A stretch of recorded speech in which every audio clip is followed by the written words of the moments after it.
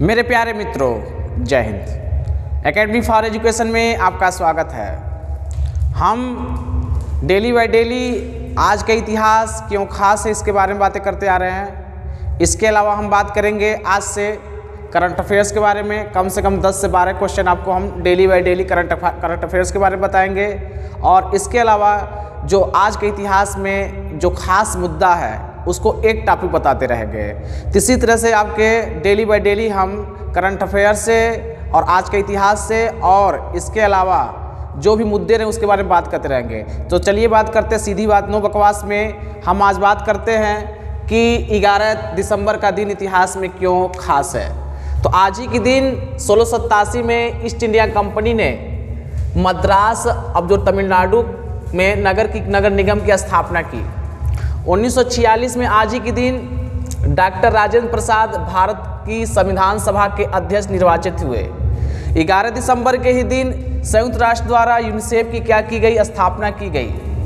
1997 में आज ही के दिन ग्रीन हाउस गैस में कमी लाने के लिए क्योटो संधि पर हस्ताक्षर किए गए। 11 दिसंबर के दिन 2001 में चीन को विश्व व्यापार संगठन में प्रवेश मिला। 2014 में आज ही के दिन अंतर्राष्ट्रीय योग दिवस, जिसकी पहल भारत के प्रधानमंत्री श्री नरेंद्र मोदी ने संयुक्त राष्ट्र के रखकर, जिसकी स्वीकृति संयुक्त राष्ट्र ने 11 दिसंबर 2014 को दे दी।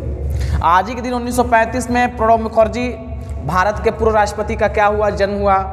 और 2004 में ही आज ही के दिन MS सुब्बालक्ष्मी कर्नाटक संगीत की प्रसिद्ध गायिका और अभिनेत्री का क्या हुआ, निधन हुआ। चलिए अब दूसरे टॉपिक की बात कर लेते हैं, यूनिसेफ के बारे में, जिसे संयुक्त राष्ट्र बाल कोष कहा जाता है, यूनाइटेड नेशन चिल्ड्रेन फंड। आरंभिक उद्देश्य क्या था इसका? द्वितीय विश्व युद्ध में नष्ट हुए राष्ट्रों के बच्चों को खाना और स्वास्थ्य सेवाएं उपलब्ध कराना था। स्थापना की बात किया जाए तो 1946 को 11 दिसंबर 1946 किया गया और संयुक्त राष्ट्र की महासभा ने किया था। 1953 में यूनिसेफ संयुक्त राष्ट्र का अस्थायी सदस्य बन गया। उस समय इसका नाम क्या था? United nation international children fund, लेकिन बाद में जो है यूनाइटेड नेशन चिल्ड्रेन फंड बस हो गया। इसका मुख्यालय कहाँ है? न्यूयॉर्क है। इसके मुखिया कौन है? एन वेनमैन है। 1965 में उसके बेहतर कार्य के लिए शांति का नोबेल पुरस्कार दिया गया और 1989 में इस संगठन को इंदिरा गांधी शांति पुरस्कार भी दिया गया है। 120 से अधिक शहरों में इसका कार्यालय है। वर्तमान में यूनिसेफ फंड को एकत्रित करने के लिए विश्वसनीय या विश्व स्तरीय एथलीट और टीमों की सहायता लेता है। यूनिसेफ वर्तमान में 5 प्राथमिकताओं पर केंद्रित है। पहला है बच्चों का विकास, दूसरा है बुनियादी शिक्षा, लिंग के आधार पर समानता, बच्चों के लिए हिंसा, शोषण, बाल श्रम के लिए विरोध, HIV एड्स और बच्चों के अधिकारों के वैधानिक संघर्ष के लिए काम करता है। तो यूनिसेफ जो वर्तमान में 5 प्राथमिकताओं पर काम करता है, जो नीचे बता दिए हैं। अब बात कर लेते हैं 2021 में करंट अफेयर्स के बारे में। तो सबसे पहले बात कर लेते उत्तर प्रदेश की योजनाओं के बारे में। देखिए, उत्तर प्रदेश सरकार जो है यहाँ पर बहुत सारी योजनाओं को लागू करती है, लेकिन हम इम्पोर्टेंट योजनाओं की बात करेंगे जो हर एग्जाम में क्या होता है, पूछा जाता है। तो देखिए, उत्तर प्रदेश सरकार ने कौन कौन सी योजनाएं को क्या लागू किया?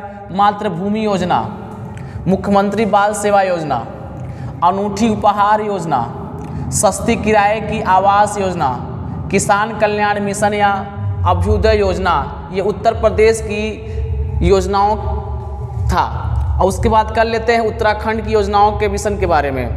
देखिए, उत्तराखंड के मिशन में कौन कौन है? सेल्फी विद द टेम्पल अभियान कहाँ की है? उत्तराखंड की। वात्सल योजना उत्तराखंड की है। घरों की पहचान चेलिक नाम योजना, एकीकृत आदर्श कृषि ग्राम योजना, मुख्यमंत्री और सौर स्वरोजगार योजना, ये उत्तराखंड की सरकार क्या करती है, इस योजना को लागू की है। इसी प्रकार बिहार की योजना की बात करते हैं तो 2 योजना है, मुख्यमंत्री उद्यमी योजना और दूसरा क्या है, बाल सहायता योजना। तो ये दोस्तों क्या था, 11 दिसंबर का दिन इतिहास में क्यों खास था। इसके अलावा हम यूनिसेफ के बारे में बात किए और करंट अफेयर्स के योजनाओं के बारे में बात किए। इसी तरह से मिलते रहेंगे, नए नए वीडियो बनाते रहेंगे। यहीं पर वीडियो समाप्त होता है। Thank you very much.